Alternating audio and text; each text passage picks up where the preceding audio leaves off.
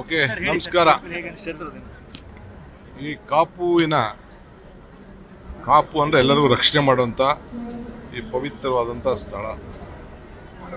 So ಮಾರಮ್ಮನ ಗುಡಿ ನಾನು ಬಂದಿರೋದು ನನಗೊಂದು ದೊಡ್ಡ ಭಾಗ್ಯ. ನಮ್ಮ ಸ್ನೇಹಿತರು ಉದಯ್ ಕುಮಾರ್ ಶೆಟ್ಟರು ಮತ್ತು ಸ್ವರ್ಕೆ ಅವರೆಲ್ಲ ಕೂಡ ನನ್ನನ್ನು ಇಲ್ಲಿಗೆ ಬರಬೇಕು ಅಂತ ತಿಳಿಸಿದ್ರು. ಬಹುಶಃ ನಾನು ನೂರಾರು ದೇವಸ್ಥಾನಕ್ಕೆ ಪ್ರವಾಸ ಮಾಡಿದ್ದೇನೆ, ಹೋಗಿದ್ದೇನೆ. ಹೊಸದಾಗಿ ದೇವಸ್ಥಾನದ ಈ ರೀತಿ ಜೀರ್ಣೋದ್ಧಾರ ಸುಮಾರು 99 ಕೋಟಿ ರೂಪಾಯಿ ಯೋಜನೆಯನ್ನು ಇಟ್ಕೊಂಡು ಸರ್ಕಾರದ ಯಾವ ಹಣನೂ ಇಲ್ಲದೆ ಬರೀ ಭಕ್ತರು ಸ್ವಇಚ್ಛೆಯಿಂದ ವಾಲಂಟಿಯರ್ ಕೊಟ್ಟು ಇಂಥ ಒಂದು ಕೆಲಸ, ಯಾರು ಶಿಲ್ಪಿ ಕೆಲಸ ಮಾಡಿದ್ದಾರೋ, ಮರದ ಕೆಲಸ ಮಾಡಿದ್ದಾರೋ, ಚಿನ್ನದ ಕೆಲಸ ಮಾಡಿದ್ದಾರೋ, ಕಲ್ಲಿನ ಕೆಲಸ ಮಾಡಿದ್ದಾರೋ, ಇದು ಅದ್ಭುತವಾದಂಥ ಒಂದು ಜಾಗ. ಸೊ ಆ ದೇವಿಯ ಶಕ್ತಿ ಇಷ್ಟಿದೆ. ಇಲ್ಲಿ ಎಲ್ಲ ಜಾತಿಯವ್ರಿಗೂ, ಕೆಳಗಡೆ ಜಾತಿಯಿಂದ ಹಿಡಿದು ಮೇಲ್ಗಡೆ ಜಾತಿ, ಇಲ್ಲಿ ಯಾವುದು ಜಾತಿ ಇಲ್ಲ. ಈ ದೇವರಿಗೆ ಎಲ್ಲರೂ ಕೂಡ ಮಾನವ ಜಾತಿ, ಮಾನವ ಧರ್ಮ ಇದು ಇಲ್ಲಿ ಎದ್ದು ಕಾಣ್ತಾ ಇದೆ.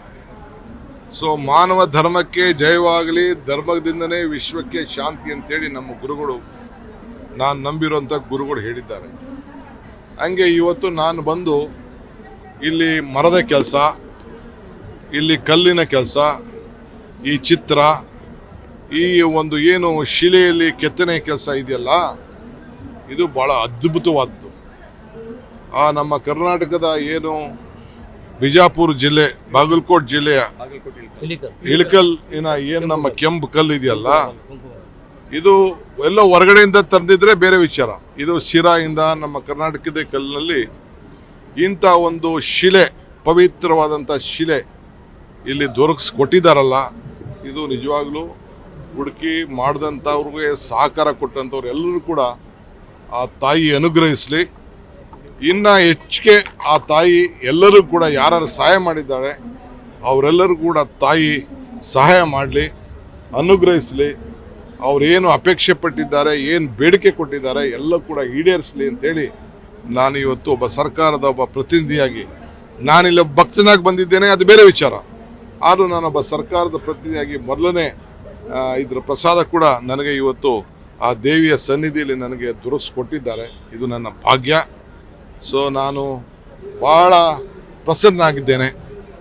ಆ ದೇವಿಯ ಅನುಗ್ರಹ ಎಲ್ಲರೂ ಕೂಡ ಕೊಡಲಿ ಅಂತೇಳಿ ನಾನು ಪ್ರಾರ್ಥನೆ ಮಾಡ್ತೇನೆ. ಸರ್, ಬೆಳಗಾವಿ ಈ ಗೊಂದಲದಲ್ಲಿ ಮಹಾರಾಷ್ಟ್ರದಲ್ಲಿ 2 ಉಸ್ತುವಾರಿ ಸಚಿವರನ್ನು ನೇಮಕ ಮಾಡಿದ್ದಾರೆ ಈಗ, ಅಂದರೆ ಗಡಿ ಉಸ್ತುವಾರಿ ಸಚಿವರು ಅಂತ.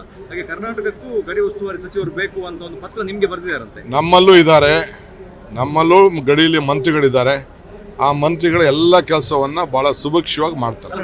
ವಿಶೇಷವಾಗಿ ಮಾಡ್ತಾ ಬೇಕು ಅಂತ ಸರ್. ನೀವು ಒಬ್ಬ ಧಾರ್ಮಿಕ ವ್ಯಕ್ತಿ, ಈಗ ನೀವು ಎಲ್ಲಿ ಟೆಂಪಲ್ಗೆ ಹೋದ್ರೂ ಒಂದು ಸಂಚಲನ ಆಗ್ತಾ ಇದೆ ರಾಜ್ಯದಲ್ಲಿ, ಏನು ಹೇಳ್ತೀರಿ?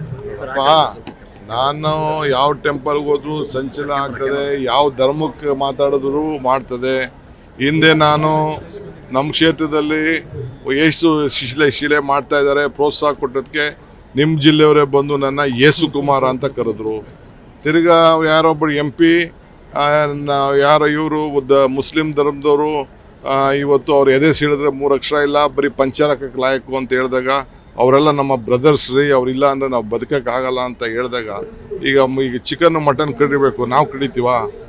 ಅವರೇ ಮಾಡೋರೆಲ್ಲ. ಯಾರ ಕೆಲಸ ಯಾರೇನು ಮಾಡಬೇಕು ಅವ್ರವ್ರು ಮಾಡ್ತಾರೆ, ಎಲ್ಲೋ ಕೆಲವ್ರು ಮಾತ್ರ ಮಾಡ್ತಾರೆ. ಆಗ ಹೇಳಿದಾಗ ನನ್ನ ಬೇರೆ ಇನ್ನೊಂದೇನೋ ಹೆಸರು ಕರೆದ್ರು. ಇಲ್ಲ, ನಾನು ಶಿವನ ಮಗ ಶಿವನ್ ಕುಮಾರ ಅಂತ ನಮ್ಮ ಅಪ್ಪ ಹೆಸರಿಟ್ಟಿದ್ದಾರೆ, ದೊಡ್ಡಹಳ್ಳಿ ಕೆಂಪೇಗೌಡನ ಮಗ ಶಿವಕುಮಾರ್ ಅಂತ ಹೆಸರಿಟ್ಟಿದ್ದಾರೆ. ಅಲ್ಲೋಗಿ ಏನಾದ್ರು ಶಿವನ ದೇವಸ್ಥಾನಕ್ಕೆ ಹೋದರೆ ಮಾಡ್ತಾರೆ. ಈಗ ನೀರು ಸಂಗಮ, ಅಲ್ಲಿಗೆ ಹೋಗಿದ್ದೆ ನಾನು, ಕುಂಭಮೇಳಕ್ಕೆ ಹೋಗಿದ್ದೆ. ಆ ಕುಂಭಮೇಳದಲ್ಲಿ ನೀರಿಗೇನಾದ್ರು ಜಾತಿ ಇದೆಯಾ? ನೀರಿಗೇನಾದ್ರು ಧರ್ಮ ಇದೆಯಾ?